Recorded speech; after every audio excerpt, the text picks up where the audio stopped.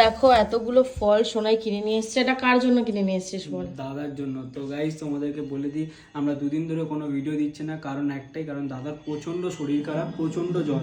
তো আমরা ঘুরতে যাবো বলেছিলাম, কিন্তু আমাদের ঘুরতে যাওয়াটাও ক্যান্সেল হয়ে গেছে। হঠাৎ করে দাদার অনেক শরীর খারাপ হয়ে গেছে, তো দাদা কিছু খেতে পারছে না, সেই জন্য এই ফলটা নিয়ে যাচ্ছি। দাদা এখন খাবে, আর এটা খেয়ে ওষুধ খাবে, তারপরে রেস্ট নেবে দাদা।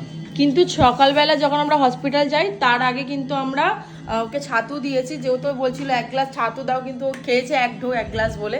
তো ঠিক আছে, আমরা জোর করছি না, যেহেতু ওর শরীরটা খারাপ, তো এই জন্য জোর করছি না। তো এনে দিয়ে দে। তো গাইস চলো এখন ওকে দেওয়া যাক, দেখি খায় কিনা।